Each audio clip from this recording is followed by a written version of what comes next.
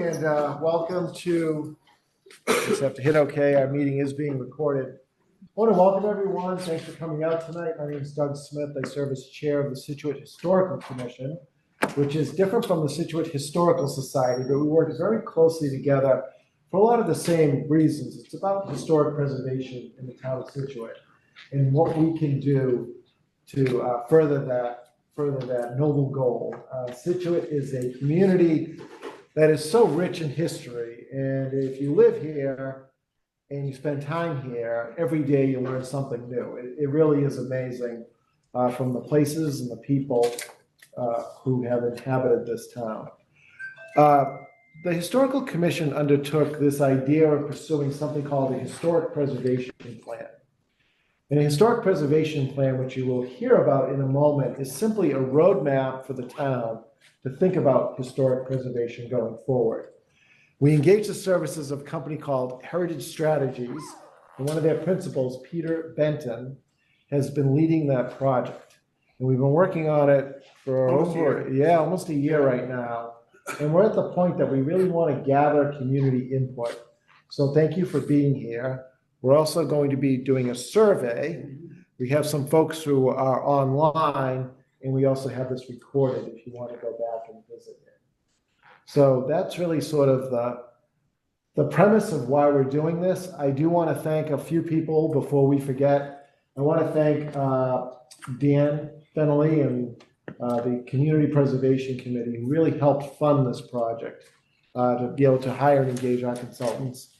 And of course, I want to thank our friends at the Scituate Historical Society, who are always such great partners in trying to think about historic preservation and about all the great things we can do in the town. So without further ado, I'm going to turn the program over to Peter. He'll do his presentation, and then we'll have plenty of time at the end for any questions and answers and any follow-up that we want to do. Peter Benton, I turn it over to you. Most will be one answers. So this is our team, basically. This is our base team, the Historical Commission. And Heritage Strategies is really only three people. Myself, our partner Elizabeth, and my wife Nan, who keeps us all aligned. Elizabeth and I have been working together since about 1995. We started our own company about 15 years ago. And we specialize in preservation plans, historic preservation plans for communities, and management plans for national heritage areas. So we love working with landscapes, and we love going to different communities. And we're old enough that we only do projects that we want to do. And it was really fun to come to get to know Scituate, and we're still getting to know it as we go on. The project's divided into 4 phases. I hate to say it, we're only in phase 2, but you'll see why in a moment. The first phase of the project, which we started last January, involves a whole bunch of different tasks, most of which are actual writing projects that will become part of the final preservation plan or addendums to the final preservation plan. The only thing we haven't done yet is a historical development analysis, which is the most fun thing, but it also takes the longest.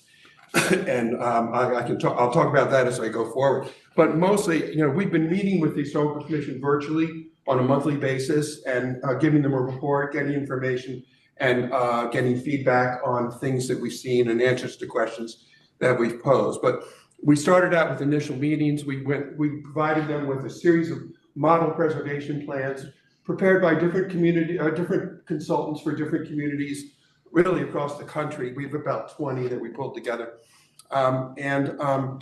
These are the sort of written products.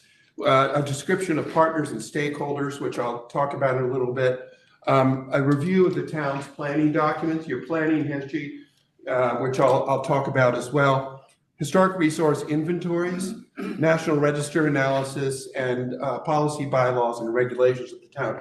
Each of these are written documents that have been submitted to the Historical Commission, and some of them have gone, I think, to the Historical Society as well.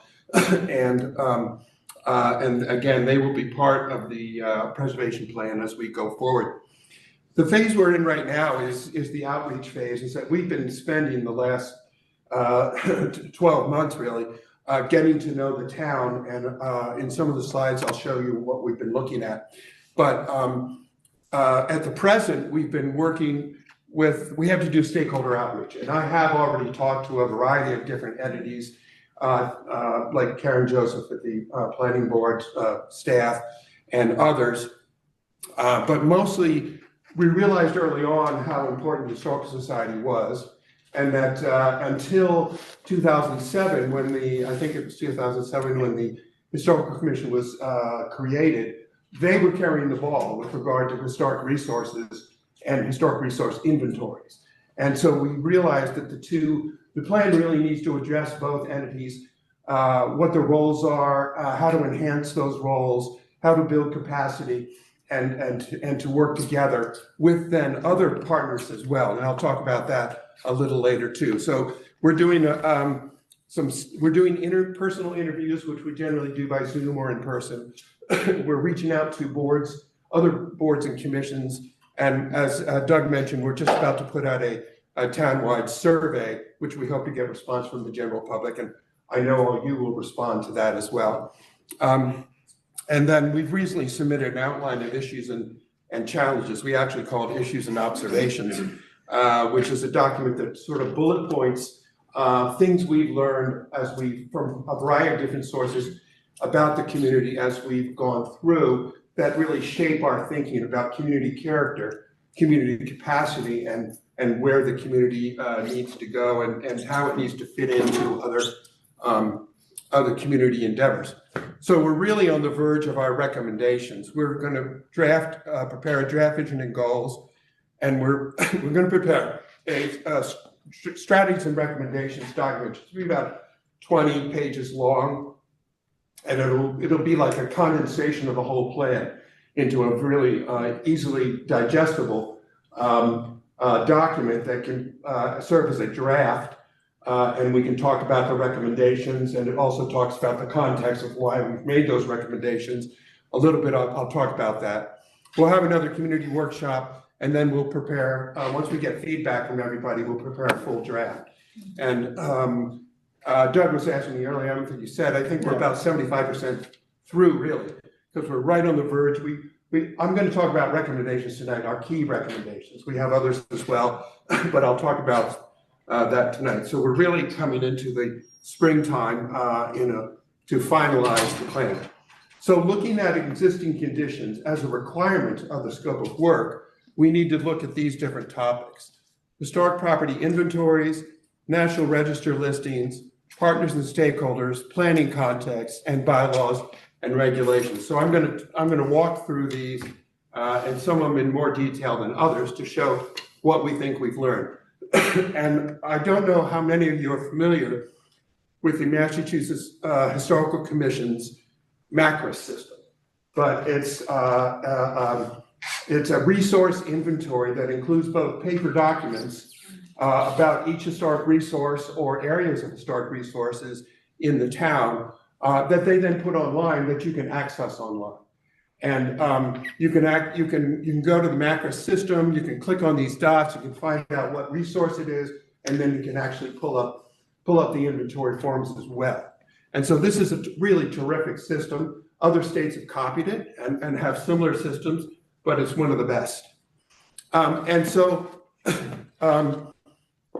Scituate does very well in MACRA. So you have 1,117 listings in MACRA, so of all different types. It could be buildings, it could be cemeteries, it could be areas, it can be individual structures like headstones or monuments.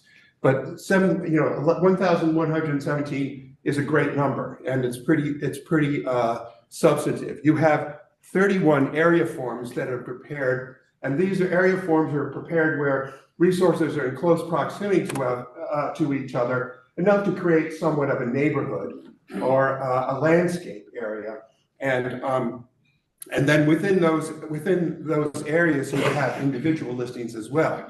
And so you have 31 area forms.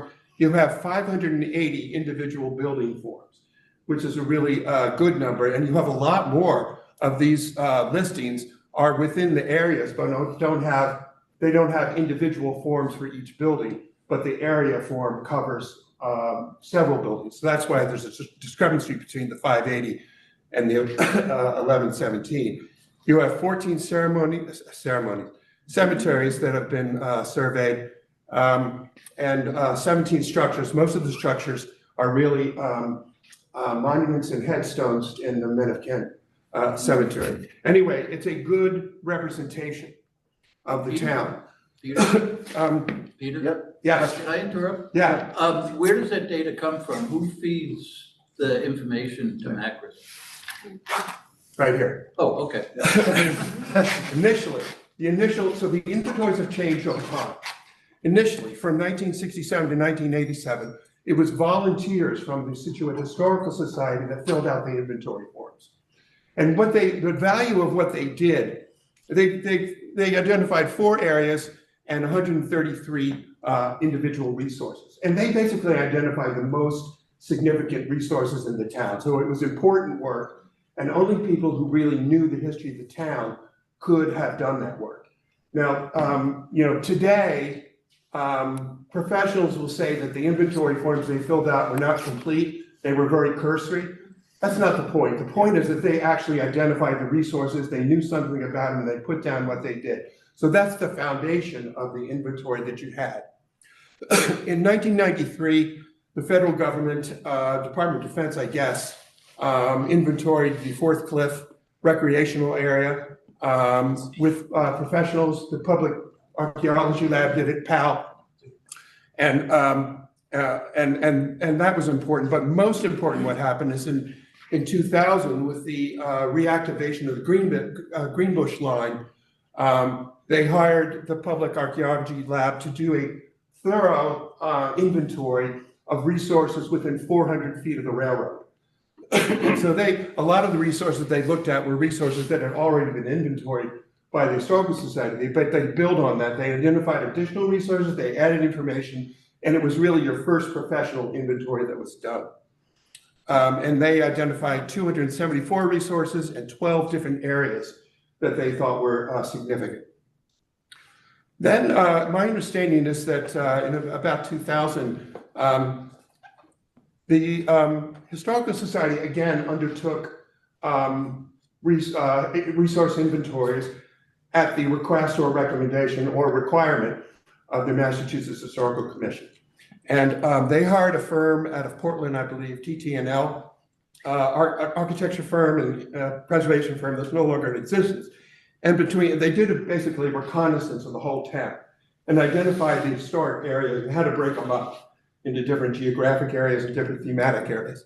And then they were hired subsequently, and this is all with CPC funding. They hired them subsequently to undertake detailed inventories of those different areas. So in 2002, they did Cedar Point, Claps Quarter, Mungo Corner, and Greenbush. In 2004, they did Egypt, North Scituate Beach. 2005, Scituate Village, and in 2007, first, second, and third cliffs. These inventories were really important, and were actually pretty much almost lost today, except I think for Lyle Nyberg. Yes? I have a question. Yes. Scituate Village, does that mean Scituate Harbor? Yes. Okay. Yes. Is Lyle here? No. No. So Maybe online. So I can talk about it freely, except that you'll see me on TV. Yeah. And I'm going to talk about it later. Yeah. Next slide.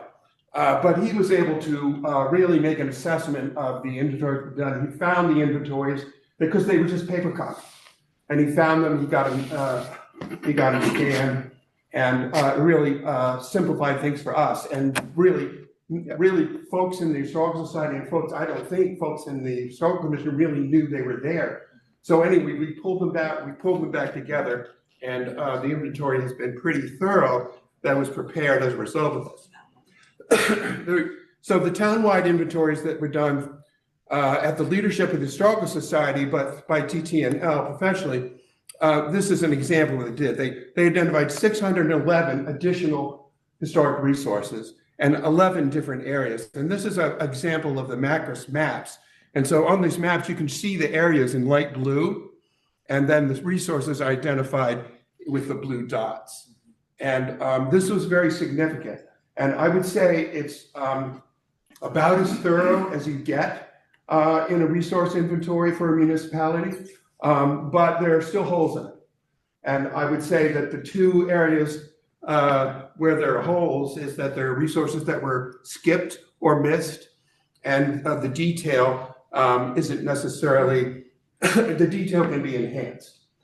Also in 2007, and I'm not sure who actually hired them, but I think it was through the Historical Commission, the burial survey. That was right around the same time, yeah. So that was with Martha Lyon who did that. Yeah. And yeah, Martha Lane, but was she working for the Historical Commission or the Historical Society? I think it was Susan Pippin was doing it, so she was a member of the society at the Yeah. time. So kudos to them again. And so over the next 6 years, she inventoried this 15 cemeteries in town. She did reports on them, existing conditions, recommendations for maintenance and change, and recommendations for National Register nominations. She also prepared MACRS forms for them, and she prepared a National Register nomination for the Men of Kent Cemetery. So that was really great work. And a lot of those cemeteries would have been lost. In fact, Mandy and I were driving around, we saw a little bit of a cemetery right in the middle of nowhere. Yeah. I mean, in the middle of a subdivision, not nowhere. And so that was important work. And then finally, getting back to Lyle, his work has been phenomenal, and he demonstrates what can be done by a local historian that can't be done by a professional historian. And that is, a professional historian comes in from the outside, and they can do a wonderful job, but they're relying upon the information they're given for the most part, or the information that's readily available through mostly secondary sources. But the problem is they have a budget. They've got to do the work within a certain time frame and a certain cost. And so they can't take the time to dig into the local historic resources that a local historian can. That's really evidenced by your local historians who've been doing great publications, and Lyle among them. And so he's updated at least 4 inventory forms, and he would probably change these numbers for you, and created about 35 new inventory forms. And his inventory forms should serve as a model for going back and looking at the early inventory forms and see how you can really enhance them with more information. Some of the resources he found, like a photograph with the building we're talking about. The photograph is a one building, but the building we're talking about is way back in the distance, out of a newspaper or out of a source. He can find those kinds, or a local historian can find those kinds of resources that aren't available, that a professional historian couldn't with a limited budget. Anyway, so my point is that Lyle's inventory should be looked as a model for going back and updating older inventories.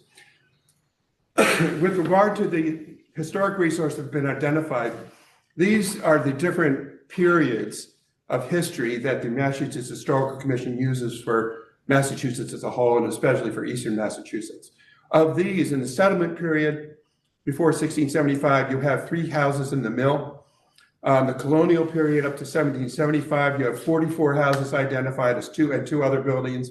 In the federal period up to 1830, you have 70 houses, 2 churches, and the lighthouse. And early industrial period up to 1870, another 107 houses.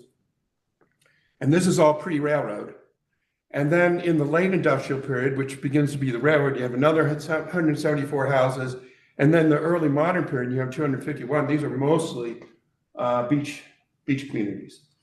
And so this is a great number. You add these together. And I'm really interested, as I'll talk about in a moment, in this pre-railroad period that collects the resources from really 3 centuries. So it's a good range, but it shows what kind of resources remain from what periods. I know you can't see this map in any detail, but this is my favorite map, one of my 2 favorite maps. This is the Robbins map of 1831 of Scituate, so it includes Norwell. And the great thing about this map is it shows individual buildings. You rarely get a map that early that shows individual buildings. So it shows 3 things. It shows landforms, it shows woodlands, it shows your early road system, and it shows individual structures. And of these resources, and it's really well done. in 1830, the Commonwealth of Massachusetts undertook a survey of woodlands across the state. And this is the result for Scituate. And so I don't know whether you can see it, it's slightly shaded. You can see the areas, well, you can actually see them here. So this area represents swamp. This would be Scituate Brook, Beaver Dam area. And this is the area where there's woodlands. This is the area where there's swamplands. I think this is Bushy Hill, and this is the swamp that's the woodlands in the swamp. But the point is that most of the wooded areas are swamp. Wetlands, freshwater wetlands. This is the South Swamp, or they label it Town Swamp here, which actually, crosses the street there. One of the things I'm interested in is, as you'll see, is agriculture. So how much of the land was cleared for agriculture and how much of it was retained for woodlands? Well, the areas they retained for woodlands were mostly the wetland areas, as evidence here. So you can take this map to the bank in terms of the coverage and of sort of gross land use. It also shows the location of your early roads in detail. And these are the roads you use today that are the primary roads in the town that still largely retain character in that, they were probably one-lane tracks at the time. Now they're two-lane, but they're not all that much big, not all that bigger. The only thing is that, when you come up Country Way or come up First Parish Road, there were no trees. And if you can see those dots along the roads, the main point I want to make with this map, other than what I've already said, is that Scituate is dispersed settlement. Even the only place where you really have a concentration of buildings is over here in Scituate Harbor, where there's here's the Men of Kent area, Meeting House Lane and First Parish, and there are clusters there, and you have a cluster right in the harbor at the really where the inn is, where Lucky Finn is, and the restaurants there, right where the harbor pinches. But the point is that your resources are distributed along the roads. They're not in real village clusters, like some other Massachusetts communities were. And so that has ramifications for us, which I'll go through. So our recommendations with regard to the inventory is to continue to update the historic resource inventory forms with additional detail on individual properties. So if we go back to those start at the earliest, most significant properties and start to build out that research, that background research in the same level of detail that Lyle's been doing. That's what we would look at. And this would be done by volunteers. Unless it comes to the point where you want to hire consultants to do it. But this is something that you can do forever, bit by bit. And it really provides historical information that is going to be of interest for other purposes. The other thing is to enhance Scituate's inventory with research associated with a thematic nomination to the National Register, which I'm going to discuss in a moment. Nonetheless, the inventory is the base document that you've got, and there's really you should never stop working on it. You should always just continue taking it to the next level and building it up with additional things. So with that, I'm going to talk about the National Register. Do you know what the National Register is? It's the national level recognition of historic properties, and it's managed through the National Park Service. But anybody can participate. And you have 8 individual properties right now, from Lawson Tower in 1976 to the First Baptist Church and Parsonage in 2015. Individual listings that were done for a variety of different reasons by different entities for different reasons over time. And all of these are worthy of being on the National Register, but you have a lot more that are eligible for the National Register. In the inventory work that was done by the professional consultants that I just talked about previously, you had 20 separate areas that were considered potential National Register of Historic Districts, and 236 individual properties and 14 burial grounds that the professional consultants thought were individually eligible for the National Register. So the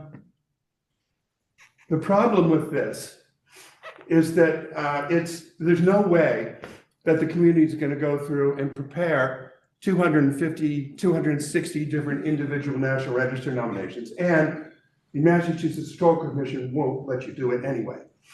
What they want you to do, and we came to this ourselves, but we went back to our friends at the Massachusetts Historical Commission, we brainstormed with them and said they really prefer what they call thematic nominations.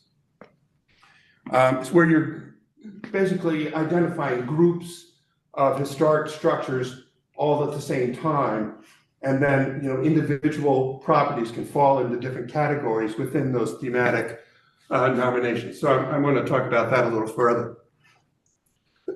So the benefits of listing on the National Register is really it's an honorary national level recognition done by professional historians, and it's the gold standard of historical research and the gold standard of recognition across the country. It's based on professional scholarly research, and it does protect listed resources or eligible resources even from federal project, from the consequences of federal project, but there is no local regulatory impact upon it. The federal government, if you're on the National Register, the federal government has nothing to say about what you do to your property. So it's basically, there's no downside to being listed. What it does is it gives you the professional status to be able to go and then get other things. Because you're on the National Register, you can do this. Because you're on the National Register, you can get this funding, which I'll talk about. So, Peter, I would just, the protection from federally funded and licensed projects. The best example of that is the Greenbush Rail restoration. So there was some federal funds being used to build that. That triggered that section 106. And that's actually what caused all of the inventory work to be done. right. And any mitigation. So it's not that they can't do the project, but the mitigation would help prevent any damage to anything historical. And I'm not aware of any resources that were actually physically impacted by the railroad construction other than noise. No, but there was funds available to help do some mitigation. They actually mitigated in an agreement for mitigation agreement. They gave you like $1 million or something to be spent on historic resources, and they also did things like the streetscape improvements and other physical things that they could do. So anyway, there are benefits to being on the National Register, and our opinion is that this is the next step for looking at beyond historic resource inventory is to look at listing on the National Register. Now, in terms of thematic nominations, there are 4 that come to mind to us. One is rural agriculture, another is maritime history, another is railroad development, and another is summer resort community, Scituate as a summer resort community. Our feeling is that the rural agriculture is your best thematic nomination theme because 90% of your resources are associated with agriculture, because that was the town's economy. If you look at that 1831, there's nothing except for Scituate Harbor itself. There's nothing along the beach, along the shoreline. The economy was solely based on agriculture, and agriculture changed in Massachusetts over the 3 centuries. And so Scituate changed along with it. And so most of the historic buildings that you have remaining and other historic features are related to the agriculture theme. And so the other themes could be done, but we think that the rural agricultural theme is the most important one in order to gain future benefits and also to educate the public. What is Scituate? What was Scituate? What's important about Scituate's past? It's really agriculture. And I'm not diminishing the other themes at all. The summer resort community creates a special conundrum because it is constantly changing, and that's going to keep happening. Your beachfront communities were, most of them were small cottages, except for North Scituate Beach. which was more of a designed suburb, high end, and still retains a lot of great historic buildings. But the entire beachfront from 1900 to the present and is constantly changing. People are constantly adding, tearing down, building anew, bigger, bigger, bigger. And a lot of the projects are actually really good, some of them not. But the characteristic of the summer resort community is dynamic change. And so that's going to continue. And so we would have a different approach to how to deal with that from a history perspective. And so our recommendations, and this is, I think, our primary recommendation here, is to prepare a thematic multiple property nomination on rural, agricultural, and coastal Massachusetts in the 17th, 18th, and 19th centuries in Scituate. And I think this will cover, 90% of the historic resources that you've identified in the town, maybe less, 80%, something like that. And secondly, is to prepare a history and historic context for the beachfront neighborhoods. How did they start? How did they change over time? Who were the people? And really to begin to document the history, because it's going to be a continuing history. And the other thing I would add to this, I just didn't put on the slide, is to do a history of your community as it developed as a suburb of the metropolitan area. When I went and looked at the census reports, it was obvious that Scituate grew most in the 1940s, 1950s, and 1960s. Between 1940 and 1970, your population increased 60%, 60%, 60%, something on that order. And so when Dan and I came and we were driving around yesterday and today, my real interest was in looking at the suburban developments that were created during that period. And they're all there between Countryway, and the harbor. And they're all tiny houses, 50s, 60s houses, one-car garages. And so that's a history unto itself that I think is worth recording while you still know it. You still have those subdivision documents. And I'm not saying that you should go into great detail about them, or about individual buildings or anything like that. I think you'd ought to just trace the history of subdivisions in Scituate and how it has changed over the last really 60 or 80 years. So these are recommendations about inventory, recommendations about National Register, and I think these are important tasks for both the Historical Society and the Historical Commission. So Peter, on that too, you said that you've had conversations with the Massachusetts Historical Commission. Right. And they really think this is the way to go. Yeah, and in fact, if I'm not, I think it was Lyle Nyberg who pointed out that the inventories that were done through the Historical Society in the 2000s were done because somebody wanted to nominate a building, an individual, I think it was Cudworth, but I'm not sure. I have to go back and look at the notes, to the National Register, and they say, no, we're not going to put anything on the National Register because you don't have a townwide inventory. If you go to them now and say you want to put Cudworth House on the National Register, they'll say, no, you've got 150 resources related to that era and related to that theme. We want you to do a multiple property nomination. So they are really encouraging that, which actually kind of surprised us because we thought we were out on a limb. And they said no. And so we're actually going to go back to them and help them, have them give us the step-by-step. Okay. Because they had some recommendations for step-by-step to go through. And this would all be done by professional consultants. So you would hire professional consultants to do. But I think the real benefit is public education.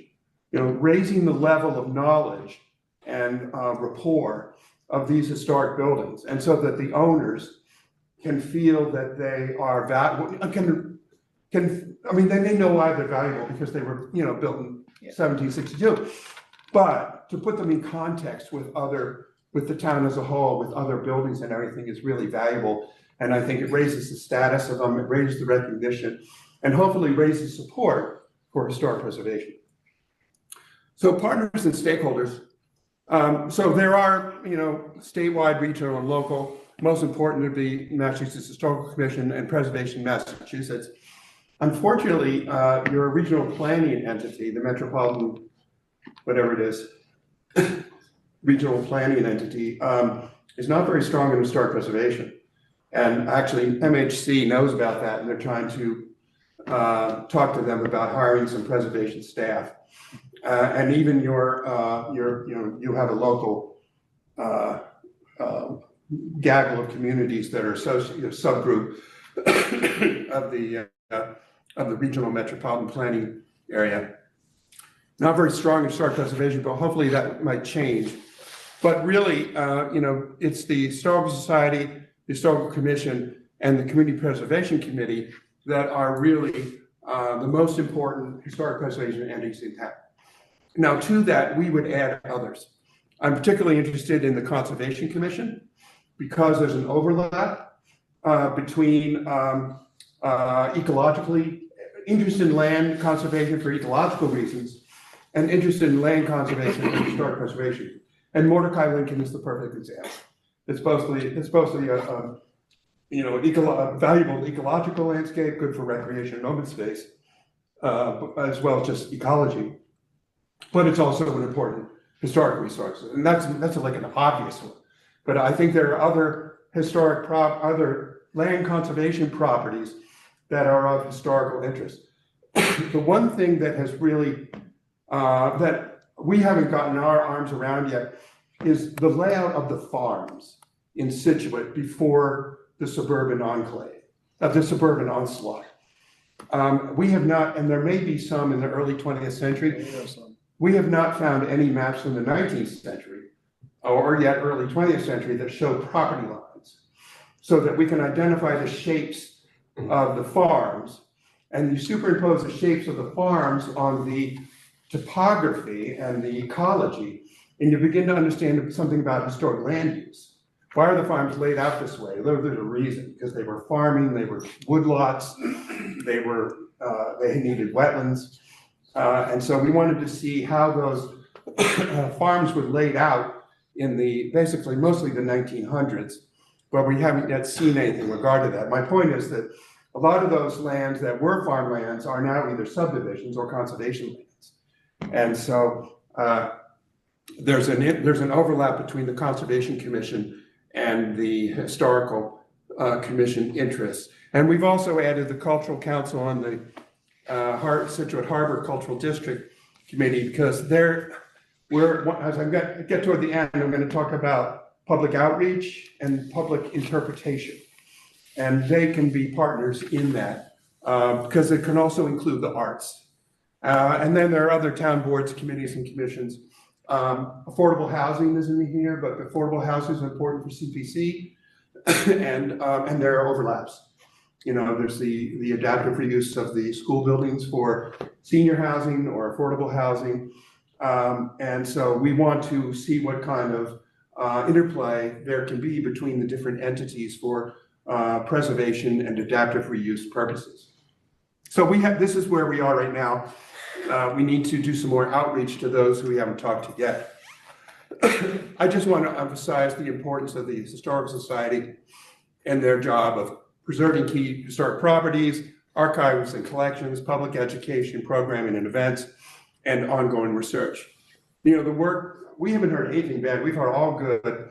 And when we realized, I don't know how much I said about this already, when we realized early on last spring of the important role the Historical Society had played in historic preservation, everything is to do with historic preservation, we realized that we needed to speak to them as an entity. And so last summer, my partner Elizabeth initiated a conversations and with some of you who are here, the people who are doing leadership activities with the Historical Society, we sort of got that back going this month, and we're following up.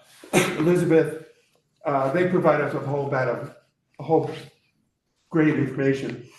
Elizabeth is putting together a brief report.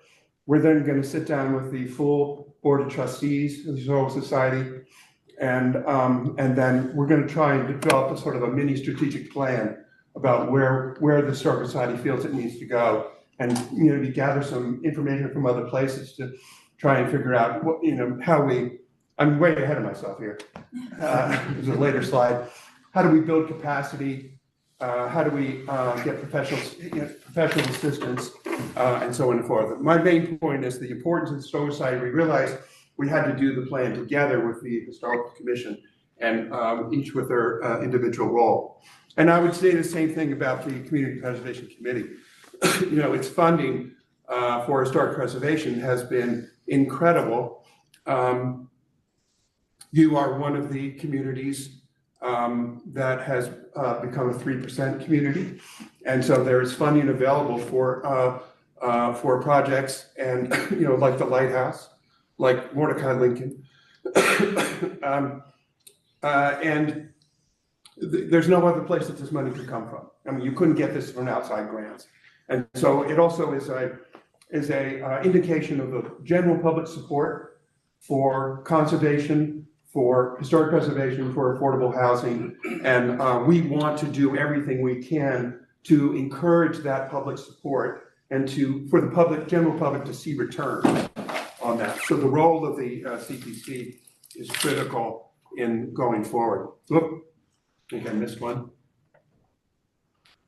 Yeah, so this is my second favorite map. This is a map which I know you can't see as well. You can't read it, but I'll describe it to you a little bit. This is a surface geology map that's created by the Commonwealth of Maine and the USGS map. And the red lines I've put on top of it are the roughly where the boundaries are. So you can get a rough idea of the boundaries of Scituate. And so this is the intersection of ecology and historic land use to me.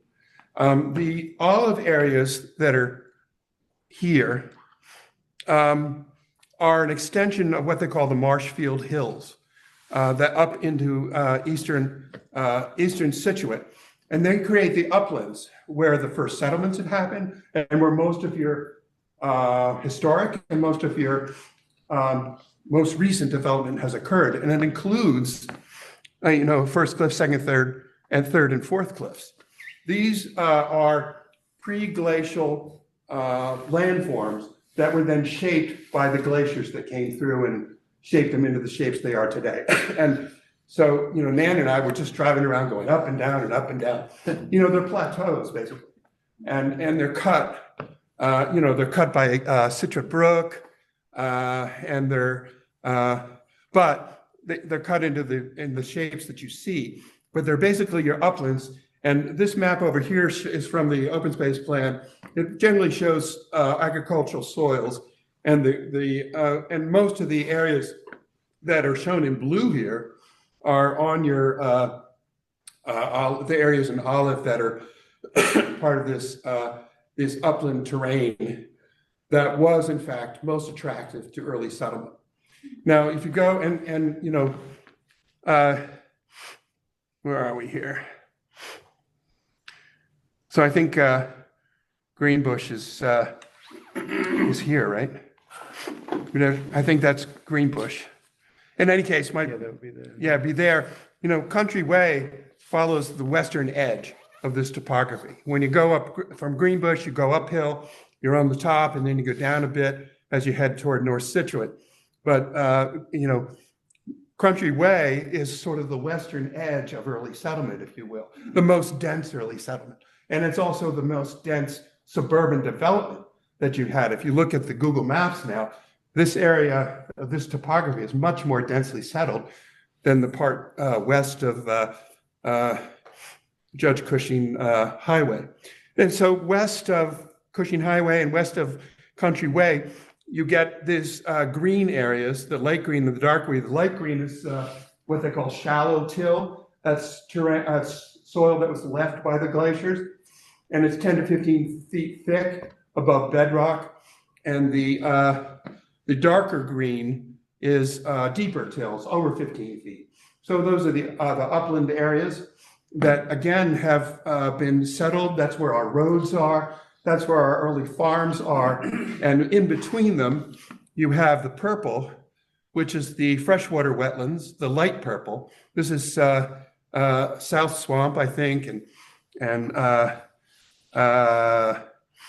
anyway, you can go in and you can trace, Scituate Brook and the swamp over near Bushy Hill, and First Herring Brook comes up here as a wetland area, and then the dark bluish purple area are the salt marshes. Anyway, to me, this gives us information about historic land use. And so what I would like to do is take our historic farm properties and overlay them on top of this and see what those farmers acquired on their farms, and then you can begin to relate how they used the land, basically. And this down here is a detail of the statewide map that the Harvard Forest created of those 1830s woodlands. What I would point out is that west of Scituate, Norwell was much more wooded than Scituate was. And most of the woods in Scituate are, as I mentioned, are on the wetlands. But if you look over here, is this Hingham up here, or what is this up here? I think a lot of red. You can see just vaguely faint red. That's in State Park. That's bedrock. That's why it's a state park. Good for nothing. Good for nothing but nature. And so you get a lot of that over, I think, in Norwell as well. So it's just interesting to me to find out that Norwell, if you just look at this, how this green increases over here, because this is Scituate as existed in 1830. So you cut Scituate today is like here, and this is Country Way, and so this is like Clapp's Corner is over here above the E, and I think this is First Parish Road. So Scituate, Norwell is much more wooded, and so just a topic of interest for me. Anyway, to me, this is where a study of historic landscapes begins. So looking at the town's planning documents, mostly the Scituate Master Plan from 2021, which relies upon a whole series of other documents. Really good. When I first saw the master plan, I saw it was all about climate change, nothing about historic preservation or community character. But as I went back to it a second time, I realized there was a lot of good information in there. And these are just kind of bullet points related to that. The focus of the master plan on climate change, but Scituate is a commuter suburb.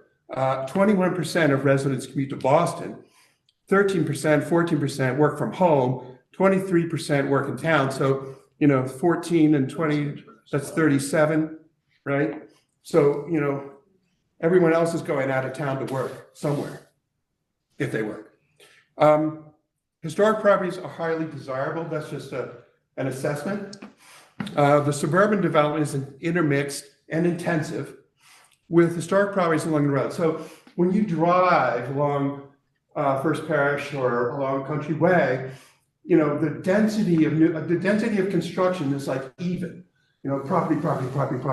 One of those reasons is because you have such small lots sizes. And that's because I think you basically were developed in the 40s, 50s, and 60s when they had small lot sizes. And, you can't change that once it's institutionalized. So, you drive along Country Way and it's property on both sides. Every fifth property is an historic building. And so, as a driver, you try to look, can't stop.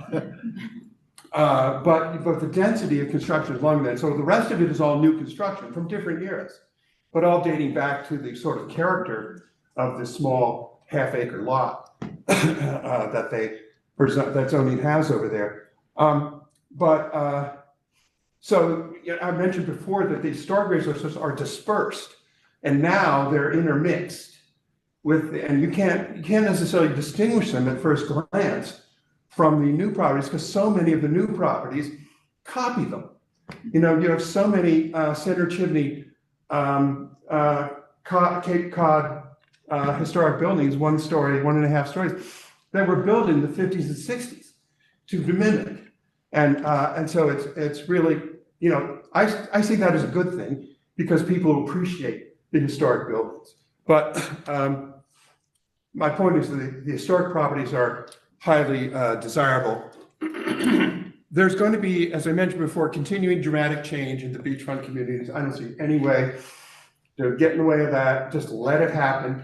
And I know the Historical Commission has been dealing with demolition delay applications and working really well with property owners who want to preserve their properties or do something to preserve their properties along the beachfront. In that were these little cottages, totally inadequate construction. And so, but a lot of them are gone. A lot of them have been added on to, and there's just no changing that. So I think we ought to recognize it and just document it as we go along. Because if you don't document it now and what it was, you won't know what it, people in 50 and 100 years, they won't know unless we do that work now. So let it change and be what it's going to be, but document it. And then we mentioned the Greenbush line, the impact that has on North Scituate and Greenbush. That's going to continue. There's going to be new future mixed-use development in both places once they get the sewerage up to north, and the state's requiring you to do it. And so you need to do it the best you can. First of all, you want to preserve the historic buildings that are there. And then you want the new construction. It's going to completely change the communities, just like it's changed Greenbush. But you just want to have as high a quality as you can for those areas. I'll talk about that a little more later. We can talk about it afterward when we're done. And we recognize that the tax base is an important topic in the master plan. The limited tax base, because you're primarily a residential community. All of the practices are set upon residential households as opposed to business and commercial uses, which can really help a community. You don't even have the room to put in new commercial and substantial new commercial and business or industrial.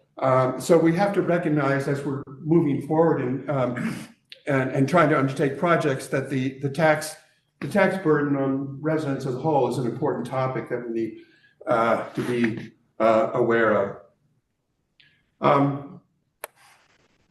Additionally, you have about 8,251 dwelling units in the town. This is from the master plan, 87% of which are year-round. The census figures are a little lower in the 7,000s, but still in the same range. 83% of the housing is single-family detached homes, ergo your tax base issues.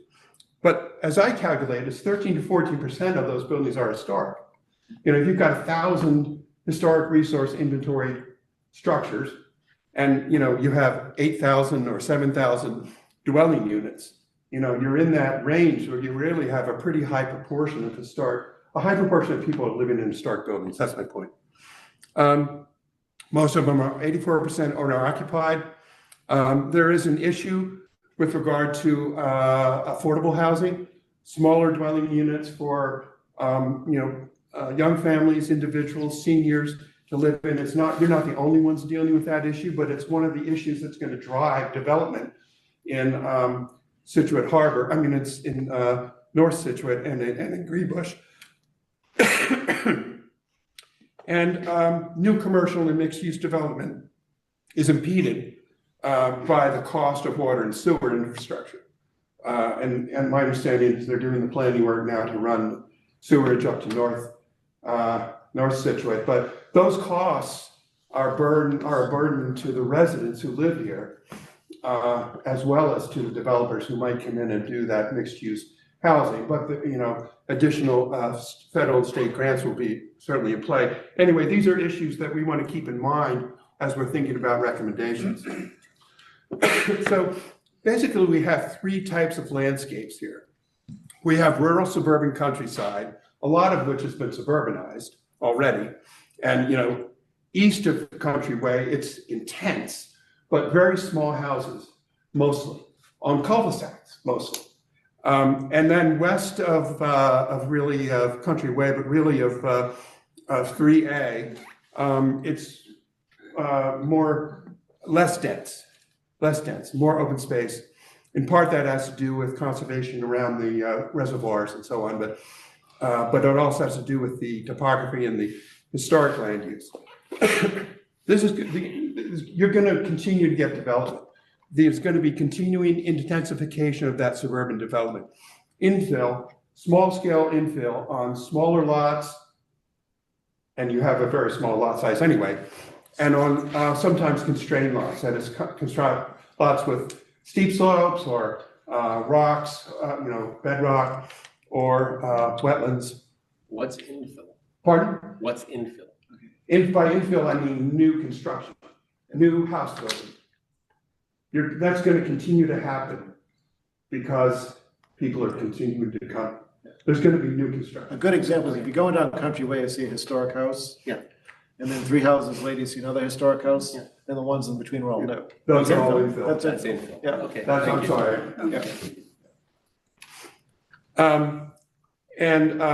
The other threat that we have is the inappropriate historic buildings by property owners. Now, I'm going to mention this later. I don't think you have that much of a problem with that, but the solution is education and technical assistance. That is, people doing the wrong things to their historic houses. Some people just don't know, but I think that most of the people who buy historic houses in Scituate buy them because they're historic, because they appreciate them. And so when they do the wrong thing to them, it's sometimes because they're making a mistake that they're not aware of. I've done that myself. So anyway, we'll talk about that a little later too. You then have the North Scituate and Greenbush and Scituate Harbor villages, where there is likely to be, over the next decades, new mixed-use, high-density development. And so how do we deal with that? The one thing I would say is that the zoning changes that you have made more recently in the 2000s are really good in terms of design review. And you have a design review committee. Board, yeah. And that's one of the groups we have to reach out to. Their role is really important because if that development's coming, you want it to be the highest quality possible. And their job is to recommend to the planning board and to really engage with whoever's building to try and encourage high quality design. That's also something the Historical Commission should be engaged with, but it's good. You already have that in your zoning ordinance as a result of the Greenbush line, and you have good design guidelines, at least as far as I can tell. Really quite detailed design guidelines for new mixed-use development. Is design based on any historical precedent, based on? Not necessarily. So We have had a few things that we most of them asked to have. be, yeah, we like, I'm thinking of an example. In Greenbush, there was a development there, and there's a house right on the road. If you know where the bagel shop is, Mm-hmm. to the right of that, Yeah, that front piece is actually a historic replication. kitchen and bath. It's a historic replication, so there was a house there that looked exactly like that, except for the Right. 2 dormers on the top. They asked the builders to replicate that. That makes sense. So most of the new construction that we've seen has been pretty well designed, I think. And, given that it's, apartments or condominiums. And then most of them are using historic themes in their design. That's not essential. And I would also add the housing that's down in the harbor, facing the harbor, those shingle style condos, I guess. Pretty high-end designs there. And so, I think that the community probably wants historic illusions. And I think there's no mistaking when you build a condominium or an apartment building or a condominium building or a mixed-use building, nobody's going to mistake it for a historic building, but visually it fits it. Despite the fact that it's, high-density development in a village that used to have a scattering of little buildings. Anyway, so we need to talk about how to address this because it's going to happen. If it doesn't happen now, it's going to happen in a decade or two. And I think you've off to a good start with that. And then as I go back to the beachfront communities, they're wild and woolly. And they, ongoing new construction, larger homes, larger additions, tear downs, changes. Some of them are really good. Some of them aren't so good. But I don't think we can control that. I think we want to sort of just watch it and influence it if we can. But I think it's going to happen. But of course, they're dealing with the climate change and the storm impacts, and they've got a lot on their plates. Anyway, those are sort of landscape types which we sort of have approaches for. So our approaches are really to monitor, engage, which is sort of the historical commission's lead. I mean this in two ways. One is the historical commission's job, and I have another slide that's going to talk about this, is really monitoring the threats to historic resources in the town, all right, and to engage other town entities in giving consideration to historic preservation interests and principles in whatever's going on that's perhaps causing an impact or a threat. Public outreach and education writ large, we see as the Historic Society's lead. That is sort of emanating the aura of historic Scituate to the people who live here, so that they recognize it and they want those that historic design illusions because it fits in with their image of the town, because they appreciate the history of the town. Thirdly is research. And this, the individuals in the Historical Society have been doing, histories and publications on a variety of different kinds, really quite wonderful stuff. But this is where the National Register nomination comes in, because they will provide a whole new base level of understanding about Scituate's historic properties as a whole. And then you can dig into individual properties. And my interest is kind of irrespective of the people who live there. That's not fair, and it's not good. But I'm looking at landscape patterns. It's like natural evolution. Like, where's the virus growing? But I think what the Historical Society does is you can marry the two. So if the Historical Commission is working on National Register stuff that's looking at historic patterns, and the Historical Society is looking at individuals and families that shape those patterns, and the economy that they were dealing with, and they were dealing with the economy, and that economy resulted in a pattern of use. And those two married together is what I think ultimately would want in terms of people understanding Scituate's history. And then finally, building treatment. This again, we put in the Historical Commission's basket, which is outreach and information for properties owners. So I think we need design guidelines, which you can do your own, which you can also borrow from other places, and publication about the treatment of historic buildings. Why you don't want to replace your windows, how you treat historic wood. What do you do when you need a substitute material to wood because of their vulnerable location? Outreach and information to property owners about the treatment of historic buildings. So the role of the Historical Commission is really related to municipal preservation activities. Number one, inventory and documentation, which we've talked about. Number two, monitoring the condition of historic buildings, looking for threats. When you see something happening, a building is falling down or neglect. I don't see them happening here, but it happens. Thirdly, providing information. This is probably the most important day to day or year to year. Providing information and guidance to town boards, commissions, and staff on issues impacting historic resources. I like to say that the Historical Commission needs to have its fingers in everybody else's pie. This is pies. That is, you need to know what's happening in the Conservation Commission, what's happening on the Planning Board, Zoning Board, affordable housing, because as soon as there's an impact on historic resources, you should be providing them with information that would result in a better outcome. And it's not like a public advocate that's your burr under the saddle. It's to be helpful. It's to understand what they're doing. It's to understand what their goals are, and to try to achieve those goals by enhancing and using historical resources than demolishing them. So you don't want to see the Gate School demolished. You want to see it adaptively reused. And that would fulfill a public purpose of affordable housing and/or senior housing in a location that makes a lot of sense in a building that already exists. So I think that we need to get engaged and things like that. Another one we talked to with Karen today was the accessory dwelling ordinance that you're coming up with. That's, I think, gonna be publicized, and you're gonna have it at town meeting, they're saying. So what's the impact on historic resources with regard to that?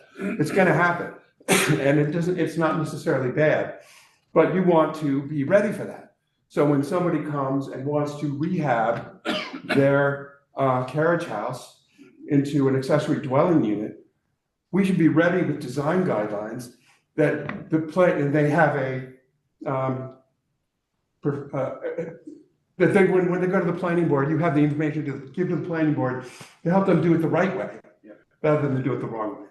So this is one of the most important things that and the way I'm an historical commission in my town in Pennsylvania, and so what we do is we assign each member a different body to monitor. Sometimes if you have a lot of staff, the staff will help you do that, but you don't have a lot of staff. And my community doesn't have a lot of staff, so we do it ourselves. And it's not that burdensome because it's a small community. You know, you can just follow what's happening, but when something pops up, you get the information, you find out, you bring it to the group, and you engage with the planning board about it. And say, these are of interest. This is where we think it should go, and help them, you know, just in good decision making. As I mentioned already, public outreach to treatment of historic buildings, that's why I think you should be doing design guides and things like that. And, you know, some communities do workshops where they, you know, bring in craftsmen to show you how to rehab a window or something like that, or paint a building, or do a paint analysis, things like that. The thing is that the historical commission needs to be proactive. They can't sit back and wait for things to come to them, because then you're just dealing with disasters. You need to be there at the beginning so that you can invest in the project at the beginning and carry it all the way through. The outcomes won't always be what you want, but that's learning. And anyway, we always say the historical commission needs to be proactive. So the question about design review, and this gets to really the issue of local historic districts, which I don't think I've mentioned at all yet. So the state has a enabling legislation called the Historic District Act. And through that act, you can create local historic districts, which are generally neighborhoods or areas of relatively in close proximity of buildings are of historic character, where you're trying to preserve that overall neighborhood historic character. So most cities, most urban, you know, and we did a plan in Sudbury. They have 2 historic villages where buildings are close together. They have 2 local historic districts. And the historic district, once you adopt, the town adopts the Historic District Act, you're able to create local historic districts that meet certain qualifications as approved by the Massachusetts Historical Commission. And then you have a design review over what might happen. Now, the design review part is no different than what we have having with design review for new construction here in Scituate right now. However, it is design review of people's personal residences, which there's often a lot of objection to, unless you have a neighborhood that has that coherent character and sort of unity of direction where they all want it. So it has to be approved at town meeting. So because of the dispersed nature, I mean, even in your areas where there are a lot of historic buildings, you know, North Scituate Country, north part of Country Way, they're not that close together that you can draw a line around them and create them as a local historic district, even if the local residents would let you do that. And the other reason is because they identify 20 areas of potential national register areas. And those are the little clusters, Clapp's Corner, Sherman's Corner, the little areas of accumulations of historic buildings that are relatively close together, such that the inventory people could draw a line around them and it made sense. Just like you're not going to create national register districts for each of those, you're probably not going to create local historic districts for those, especially if the local residents don't come to you to do that. So we don't think, and I am totally up to getting pushback on this, because this is our opinion. just based upon what we feel and what we've seen. This is the dispersed nature of the resources. We don't think that local historic districts are viable. However, I'm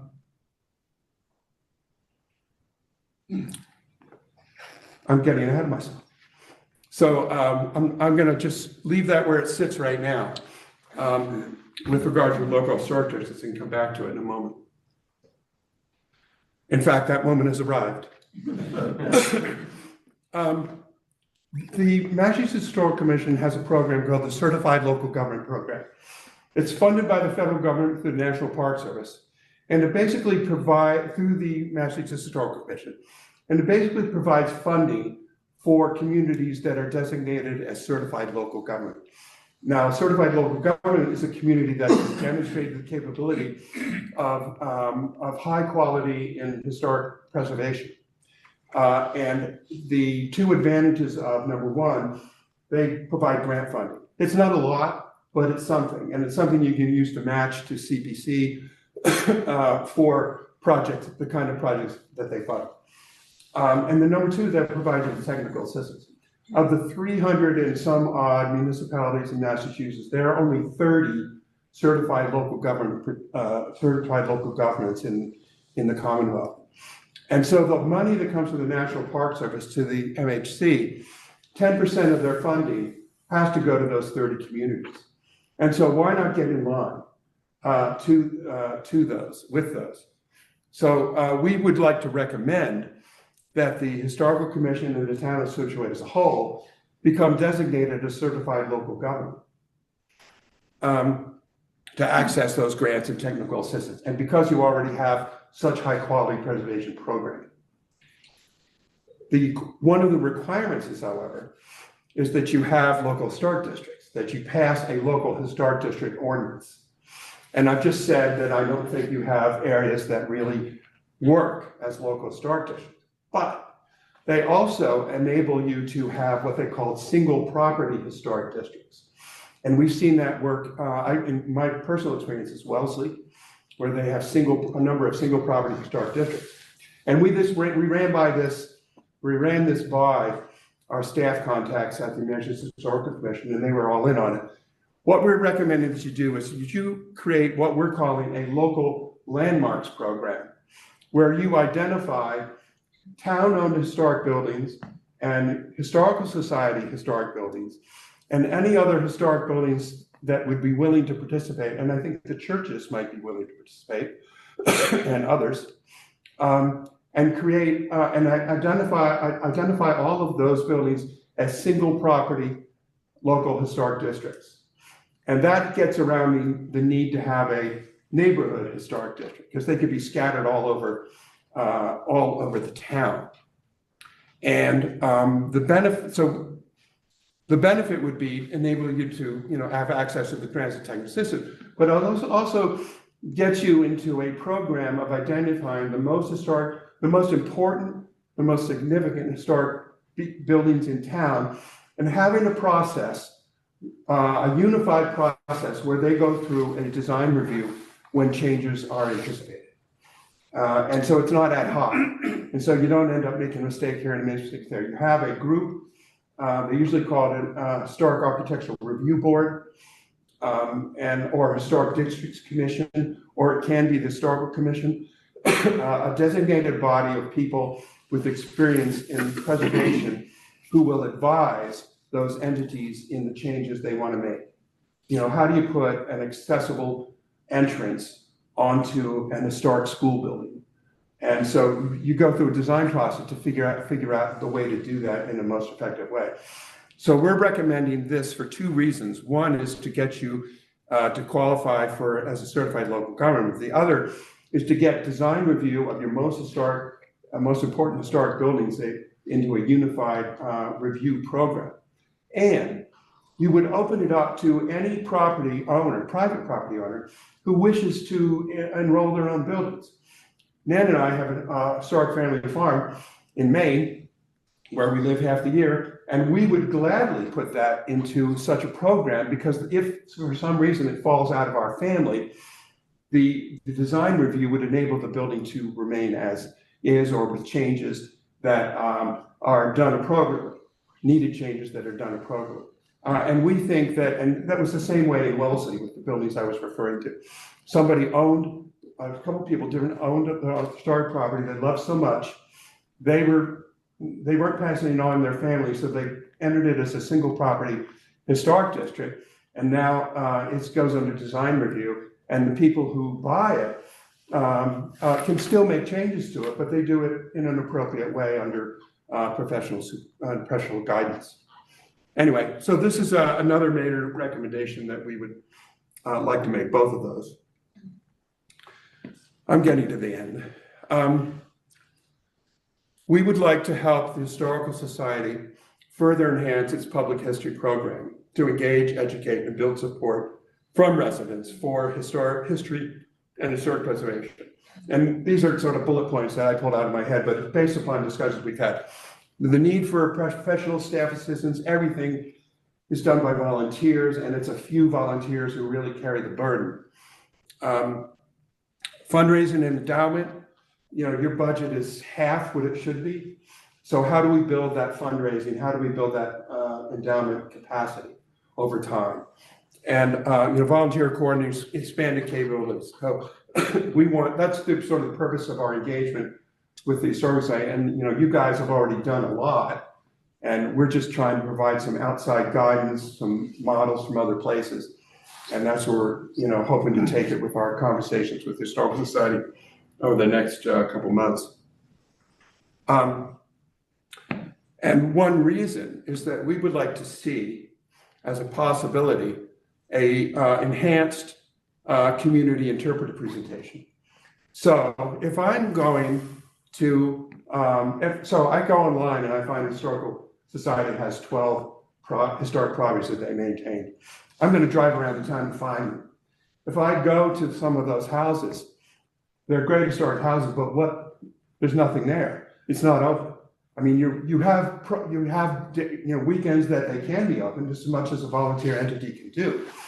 So what you need at those properties, in my view, is some sort of outdoor exhibit, tastefully done, creatively done, that puts that building into the historic context that the National Register will provide you, that research will provide you.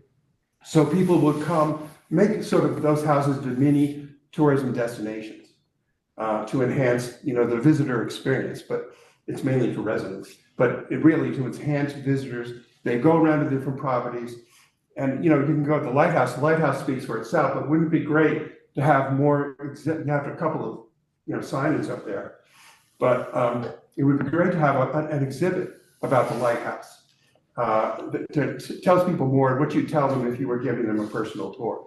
And it can be tastefully done, and it really can make your historic sites visitor ready 24/7, because you never know when a visitor is going to show up because they've seen it online and they found it and they want to know something about it. So we would like to see some interpretive enhancements there. And additionally, there's a possibility to go to other publicly accessible properties and have interpretive outdoor self-guided interpretation there too. Scituate Harbor, there's just a ton of places where you could have exhibits about the maritime history, about the Menominee, about a whole bunch of different topics. And you want to tie them into sort of overall town-wide themes, if you will. So it's not just a little bit of information about this, a little information about that, that information coordinates from site to site.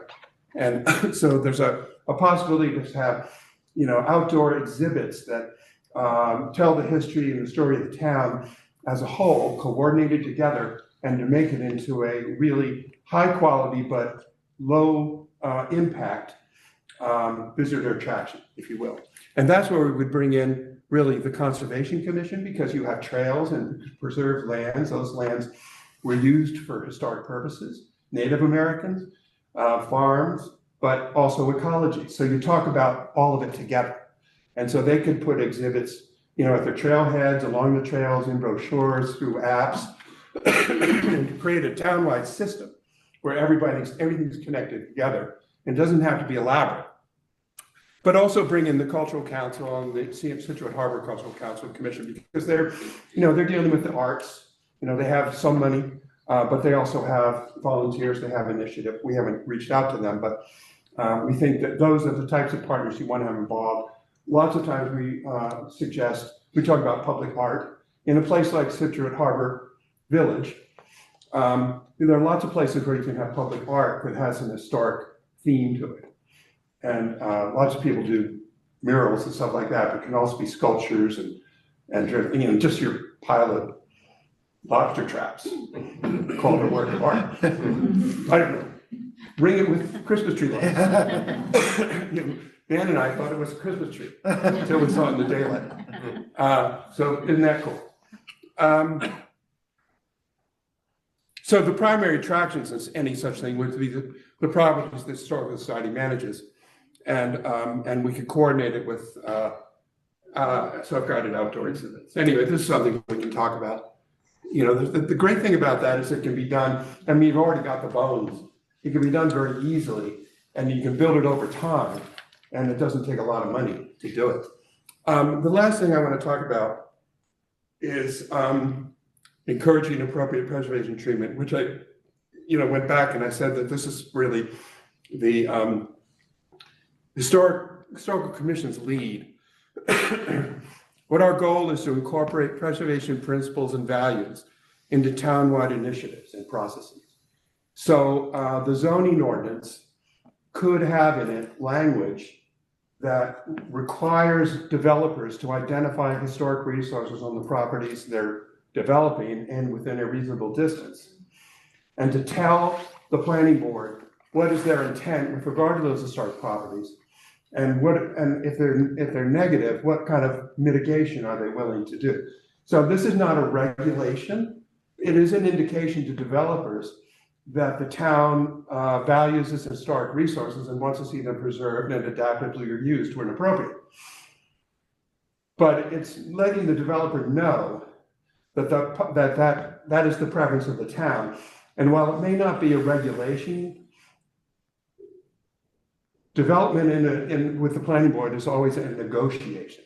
And so this is something the planning board can negotiate toward, involving preserving historic resources as development is happening. We have regulatory tools, demolition delay, which you're really doing a good job on so far. We have the landmarks program, which we're recommending single property historic districts. Scenic roads can be identified. There's scenic roads enabling legislations. It's pretty minimal, but it's pretty basic and should be done. And context-sensitive design processes. And I believe you really already have that in your current design review processes in your zoning ordinance. So, we need to explore that further. Robust public outreach to let current property owners and design information, design guides to help property owners in making decisions about their own historic properties. And I think this is my last slide. Our goal is to prevent building loss where new design is happening, make it context sensitive. And we're trying to preserve authenticity and integrity. That is, we want to preserve authentic historic building fabric. That's not always possible, but it's not just about appearance. You just don't want a building that looks historic. You want a historic building to be historic. So you're trying to preserve that authentic building fabric. Now, this doesn't mean you can't use replacement materials when you need to, but preserving, there's always, in my view, a misconception about we're trying to preserve the look. No, we're trying to preserve the actual building fabric, because it's much more valuable to have an antique that's in bad condition, but is a real antique, than it is to have a new replica of that antique. The original antique, even though it may not be in great condition, is the more valuable. And that alludes to my grandfather and his brothers, who refinished the family clock that had been our family for a generation, and thereby ruined its value as an antique. And adaptation to needed change. This is where we need to be flexible. we need to be, when changes happen, if they're reversible, we need to try and include how can they be reversible and use the Secretary of Interior standards for rehabilitation. Change is going to happen. We need to help shape it and make it, Scituate of 100 years from now better than Scituate today. And it's all really about community identity and character. And I think that's it. And I went well over time. Oh, yeah, hour and a A half. little bit, yeah. A little bit. So questions, that's where we really want to start. And We've talked a lot about preserving buildings. As we start the second quarter of the 21st century, there's a great opportunity available for those who want to do original research in Scituate's history. Yeah. And that is so many original source materials are beginning to come online and be digitalized. Yeah. You want to look at the boundaries of 17th, 18th century farms in Scituate. They're all in the Registry of Deeds in Plymouth. Yeah. Digitalized, inventoried to a dedicated group willing to spend 3 years or so. You could put together a very detailed map of exactly where the farm. Then you can go to the Registry of Deeds, which is a treasure house. Because in the 17th century, 18th century, when you died, a committee came in and did an inventory of your property. And you can see exactly what was going on that farm because there are bushels of corn, there's leather, there's tools. In a couple of cases I've looked at, sadly, there were captive African slaves. I mean, it's amazing what those records reveal. You just need the time to go after them. Catholic Church, the Archdiocese of Boston just digitalized their complete records from 1789 to 1830. They're online. Yeah. If you want to look at the immigrant communities here in Scituate, something about them, those sacramental records can help. Correspondence, all manner of stuff. A lot of the records relating to Scituate history aren't here in our archives. Some are. They're other places. And so another thing that could be a good project is trying to find those things because they're absolute treasure houses. The old Hingham 19th century newspapers online, on microfilm, have a wealth of, a radical abolitionist meeting in the 1830s in the Baptist Church in Scituate is in there. But I'm just trying to whet your appetite. Well, what you're And it's saying there, to me you is can that get it, research it's never real. stops. An awful lot of our history is anecdotal stuff that's been passed down rather than what's really. That's why we need really intensely interested and qualified volunteer. Yeah, and then you can put some amazing stuff together for the tourists. I have a question. So are you saying that if we went, so for instance, the Mordecai Lincoln House is a separate thing, and we went for the historic, what's it called? Historic? Certified local. Yeah, that we'd be rejected? I bet you would be. You can think so? I bet you would be. Let's talk to them. I think you probably might be. Maybe not, but. So you think the first thing is to go talk to them? Yeah, that's the first place to talk to them. We can give you contacts there. Okay. So Elizabeth and I had a conversation with Jen Doherty, who's the community preservation coordinator. I forget the name of the guy she had, who's the National Register guy. And they were really helpful. And they have been denying, they told us that an historic estate in Lenox went to them to be listed on the National Register, fully qualified. But they said, no, say you've got a whole landscape of Gilded Age estates. We want to see a thematic nomination. And so that's a discussion to have with them. I can't speak for them, but that was the indication they were giving to us, and I know they've done it before. But we're kind of excited about the thematic idea because to prepare a single nomination, I Right. think Mordecai Lincoln, they would have a tough argument. We'll see, I don't know. Well, it might be a special case. It might be a special case, but beyond that particular property, the Right. thematic idea is really great because you could all of a sudden get hundreds of properties on the National Register at once. And if you had to do each one individually at between, say, $5,000 and $10,000 for a professional historian to come in and do that, would be bankrupt. We'd never be able to do that.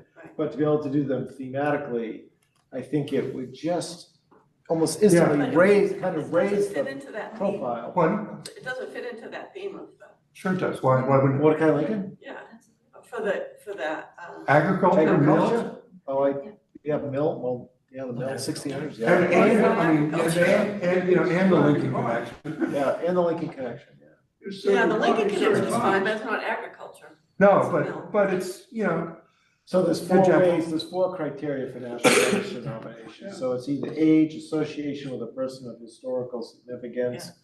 It's also, if some, the Work of ability art, to, work of yeah, craftsmanship. future, to identify future something historic, and then what's on the Archaeology. land, archaeological.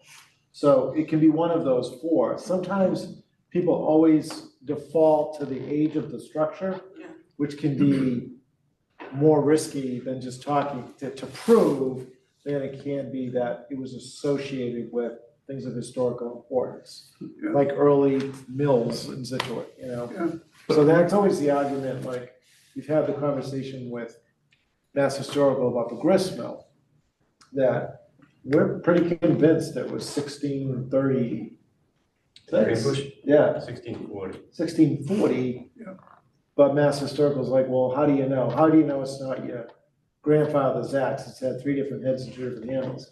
So, well, you know, we could do something called dendrochronology and prove it, but there's a lot of, so they were just more skeptical on that approach. But if it was about early milling, Yeah. of course it would pass. It you know? supports early farms, Yeah. essentially. Yeah, That's so- why it was there. I would be happy, we would be happy to help you reach out to them and see what they say. Because we have an RFP going out right now for the preservation, it will include a master plan to help get on the story. Right, and that's- I don't know if it's worth it. And that's the Know right that. thing to do. That's the right thing to do the master plan. So we should do that anyways. You should do it anyway, Okay. absolutely. But then we can help you investigate how they respond to an individual Okay. nomination. So that's a different thing, but it's worth doing. Yeah. You should do that We you should have do had- that dendro study. It's not that expensive. No, I know. We have had, in the past 10 years, we've had 3 or 4 properties put on there. You know, the WPA was one of their interest buildings because they just found the historical significance of the WPA project important. So Mass Historical approached us in putting the WPA building on. Yeah, that was And they 20 paid years for ago. Yeah. So I noticed that you had listed the first period as, the first period of early settlement up to 1620 to 1675.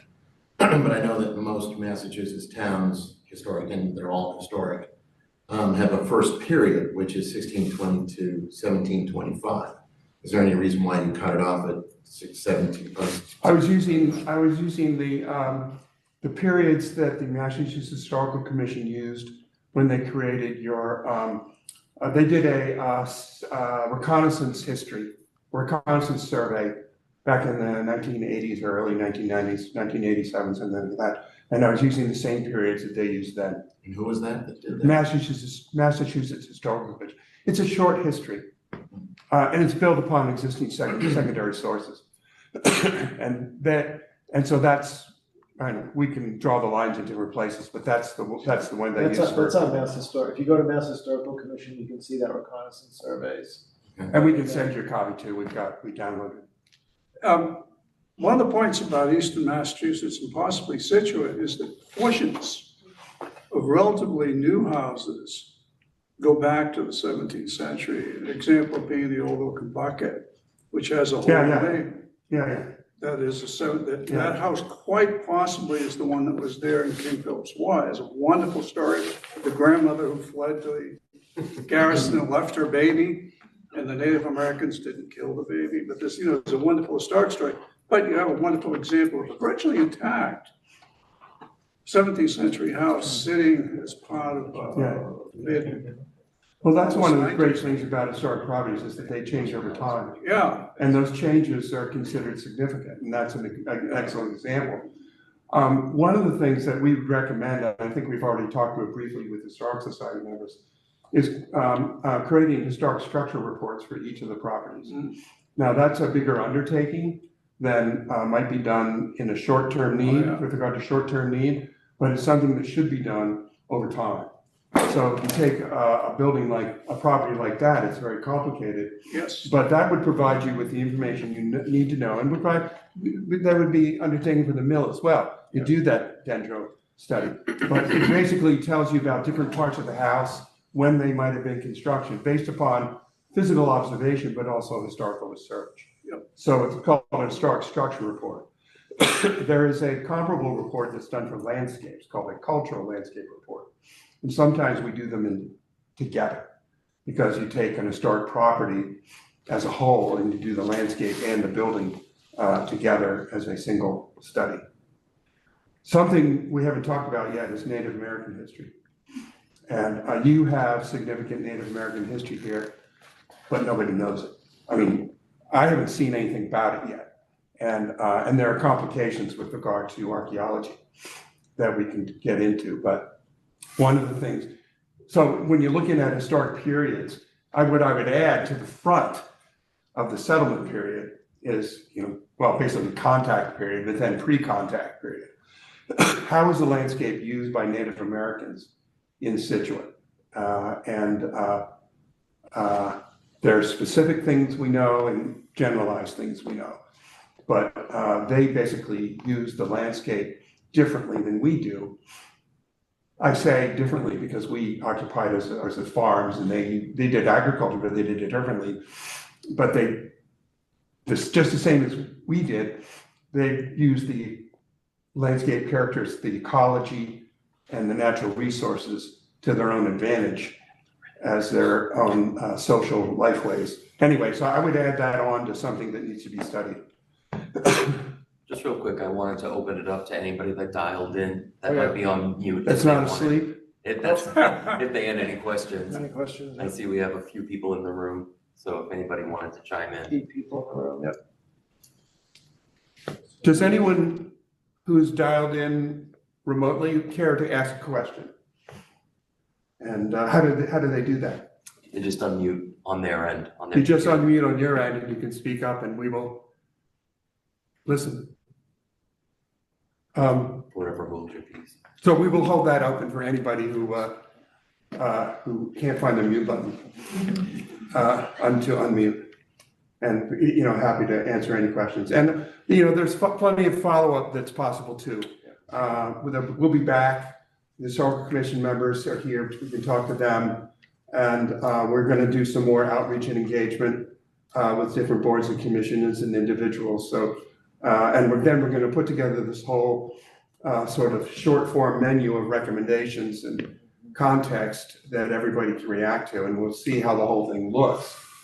One thing I was talking with Dan and I were talking with Dan earlier, we met with him this morning, is with regard to the CPC and, historic preservation as a whole, we kind of need to have like a vision going forward for the whole thing. And what's a priority? Rather than doing things piecemeal, we need to do it as a coordinated effort. And so, and that's specifically with regard to, asking for funds. We need to sort of prioritize what our funding needs. The Historical Society has a short-term need for facilities planning and facilities assessment. That's not an historic structure report, but it needs to be done by somebody who I think they have somebody in mind who has historic preservation sensitivity and understanding. The historic preservation report is something you do down the line because it's more intensive and costs more. But we need to prioritize our needs and then build them out over time and let them add together. So we're hoping that our plan kind of provides that roadmap. Yeah, I would also add about the archives, the town archives, which is a pretty exhaustive collection that are probably not really able to be well stored. They're in a basement, so they're subject to environmental conditions and yeah, so there's a lot of challenges there, so I think those are the kind of things we don't know about. We should probably weave. We need to include in our program. When we did a plan for Beverly, they were already way ahead on that. They had all the town archives. They were digitizing them in the process of digitizing them. And so if that's something that the town needs to do, it's something, again, we can plan into over time. Yeah, so maybe Jody, you could have a conversation with Peter. I'll put you guys together and that you could talk about that at some point. You can use our plan as your voice, all right? We want to use our plan to give voice to whatever needs there are in town and just coordinate them together. The state archives have taken the historic 17 records of the registry of deeds, the registry of probates. Those are in the state archives now, the originals. Mhm. It suggests that maybe New England towns, maybe the state should take on, there should be a collective, much better archive regionally. Mhm. Like we have the Cohasset Partner records, which are a national treasure, just, they're in the basement of our, maybe they should be put in a better place, and of course, other things. I've talked to the archivist, they have one person. Yeah. They're still, Yeah, I mean, it's a major project that should be done. but they only have one person. Well, they should have 15, she's saying, why don't we Look at all start these that? universities we have in this area that think they could lend people to them. Maybe they could provide the archives, Yeah. they could build them. Yeah. They'd be delighted to have the archive of Plymouth County, I But would like to include that in the plan though. so because Peter, if it's you it's could- a real problem, we could. Well, you would remember that. I will, yeah. Remember that, we can include those things in the planning as well. Yeah. Things we don't know about, things that you can tell us what you want to do. So the point is to use our plan as your voice. And you can point to something, well, look at that, says, as justification for what projects your town are taking over time. In the CPC plan. In the Right. CPC plan, We'll work with Dan on that to include that. And with digitalization, you no longer have to have your hands on the 300-year-old paper. It could be in a safe, yeah. Keep in it safe, Western right? Massachusetts. Yeah. Anyway, Anything else? Well, thank you all for participating. Do you have a list of those homes that are in the buildings that are in those different periods of those? Well, they're all, yes, I do. Yeah. There's a spreadsheet that we're given through the MACRIS program that I talked about earlier, MHCs. They send us a spreadsheet. You can organize it by date. You can organize it by address. I can send that to you. And all I did was go down the dates. The dates they have may not be correct, but approximately. And so all I did was go down their spreadsheet and count the number of properties that were included within those time periods. Should we just give you our email address? Yeah, if you would copy Doug and me Okay. together, and I will be happy to send you the reconnaissance report, which you will find totally inadequate because it's so generalized, but it's good. It's a good start. And the resource list. And are any of those maps available online? Yeah. Well, first of all, I can provide them to you. We have them in a Dropbox folder that is available to the historical commission members. Because they are fascinating. They are incredible. They are incredible. So we have the ones, but I think the Historical Society has identified those. And, yeah, we can provide you with those too, and you can email them or give you access to the Dropbox folder. Thank you. And your name? Rich. Rich. Okay. So Doug, will you help me remember that? Yeah, we'll connect right after the meeting. Yeah, absolutely. there are maps at the state archives too of Scituate. The digital, is it Digital Massachusetts or whatever, is a really great website. Yep. For collecting historic. So maps. Peter, the survey that we want to send out to the community, Yeah, that will be available soon, right? whenever you tell us to pull the trigger, Elizabeth, our partner, Okay, will provide you, she'll upload it to SurveyMonkey, okay, and then she will provide you with a link. And then that link can be used for public dissemination. So I haven't asked her to actually upload it yet. okay, But once, what I'm gonna make sure, I want everybody who's gonna look at it. Yeah. We haven't gotten a whole lot of comments, a few comments okay. that were helpful, especially the misspellings and name inaccuracies. So if, especially historical commission members, you want to share with the historical society too. Oh, we have a question. Oh, someone wants to talk. Someone would like to speak? Charlotte Unmute- Stern. can- Oh, Charlotte? Charlotte, can you unmute yourself? We can't hear you. It's all right. Let me try here. Miss Charlotte, Thanks. you should be able to unmute yourself. Thanks, Seth. Now I can. Thank you so much. Thank you. Thank you. Just a question. First of all, thanks for all this great information. It's exciting. It's thrilling to, be taking care of our community. Just in general, as far as preservation, when we talk about preservation of individual dwellings, are we also talking about preservation of land that might be close by or part of the existing dwellings? I'm thinking about like property subdivision. Is that something we want to try to preserve the large farms? Or will that also come under some guidance or some suggestions from the town? Well, my answer is yes, yes, and yes. Okay. When we think about historic properties, we don't just think about buildings, we think about the landscapes they're associated with. Mm-hmm. Now, in many of the cases of historic properties in Scituate, there's been a lot of subdivision around them. It's the historic property, there's the property where that existed historically, and there's the property that remains. Those are two both viable topics to understand. Mm-hmm. But with regard to the preservation of landscapes, farms in particular, that's something we want to talk to the Conservation Commission about because they might have the same interest. And that's with the kind of property where the interest of historic land use and open space converge. So I would like to, I'd like to know what farms we're talking about, and are those priority lands of the Conservation Commission, and if not, why not?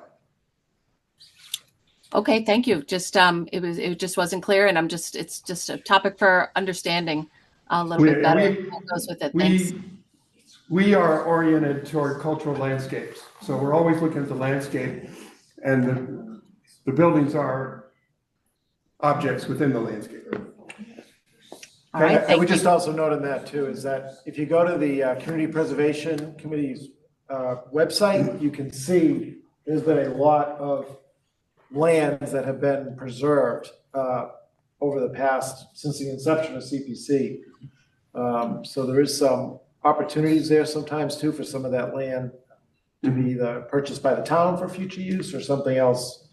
And there's also, I know there's properties in towns that have some agricultural designations, so they have different tax rates, things like that. So there's some tax break opportunities as well. Thank you for clarifying.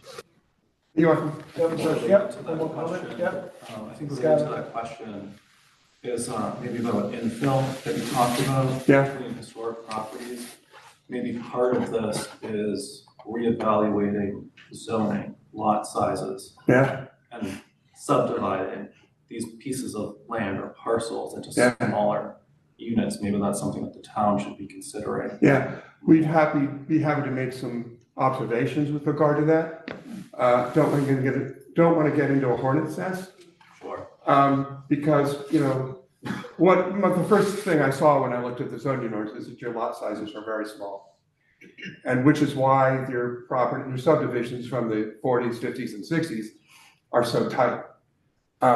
Nowadays, it doesn't look that bad. I mean, if it was all wiped away and you put them all together, it was all horrible. But today, with the rolling landscape and the mature trees and everything, it's now part of your landscape character. And those 50 subdivisions are part of what Scituate is now. And we don't want to regulate it as historic or anything, but we want to recognize that that's part of the history you've gone through. But certainly, larger land sizes, larger lots, or agricultural zoning, or large lot zoning in places where it makes sense is something that's worth thinking about. But so we can certainly mention that. And I wonder if it applies more to scenic roads. Yeah, the scenic road. We have a scenic road bylaw, but I think it's not always enforced. It's also not very strong. It's mainly intended to preserve trees and stone walls. Right.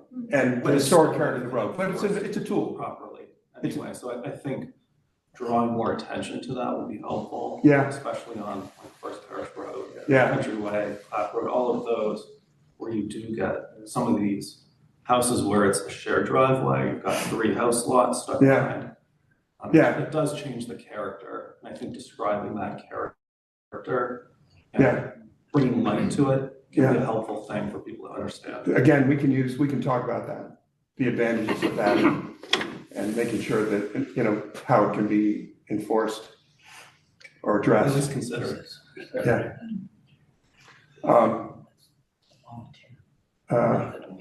There's something else that I was thinking of. So we'll be available afterwards if somebody wants to come up and ask any questions. I know we have about 5 minutes left. We kind of want to wrap that up, but I really do want to thank Peter. That was a very informative presentation.